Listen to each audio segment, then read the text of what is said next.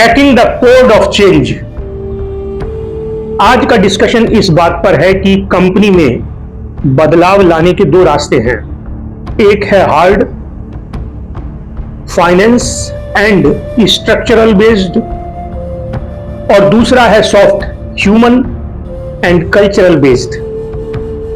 क्या आपने सोचा है कि क्यों कुछ कंपनियां बदलाव लाकर ऊंचाई पर पहुंच जाती हैं और क्यों कुछ कंपनियां उसी रास्ते पर चलते चलते बिखर जाती हैं? बदलाव का फॉर्मूला सबको पता है, लेकिन बदलाव का कोड बहुत कम लोग समझते हैं और बहुत कम कंपनियां इसकी जानकारी रखती हैं।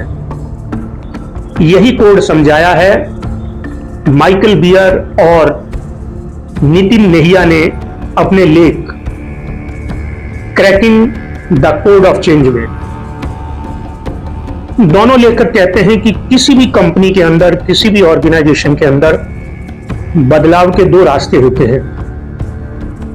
एक रास्ते को हम बोल सकते हैं ई, इकोनॉमिक वैल्यू बेस्ड बदलाव, और दूसरे को हम बोल सकते हैं O, organisational capability based change. Theory E कहती है कि संख्या सुधारो, लागत घटाओ और नतीजा दिखाओ। यह बदलाव कठोर होता है। छटनी, पुनर्गठन और लाभ पर बेस्ड वही थ्योरी ओ कहलाती है। लोगों को सशक्त बनाओ, संस्कृति सुधारो ताकि ऑर्गेनाइजेशन, कंपनी अंदर से सशक्त और मजबूत बन सके। अब सोचिए, अगर कोई भी कंपनी केवल नतीजों के पीछे दौड़ती है तो कंपनी के अंदर असुरक्षा और असंतोष बढ़ेगा।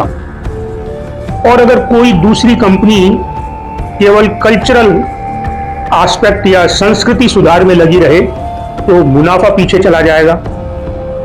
यही वजह है कि दोनों लेखक बोलते हैं कि ई और ओ का बैलेंस या संतुलन ही सच्चा बदलाव है। इमोशंस और इकोनॉमिक्स का संगम। एक छोटी सी कहानी से इस कंसेप्ट को समझने की कोशिश कीजिए। एक बड़ी कंपनी के सीईओ ने कहा कि हमको कंपनी के एम्प्लॉय पर भरोसा करना होगा, परंतु इसके साथ ही साथ उसने हर डिपार्टमेंट का बजट भी फिक्स किया, कंपनी के एम्प्लॉयज को ट्रेनिंग भी दिलवाई,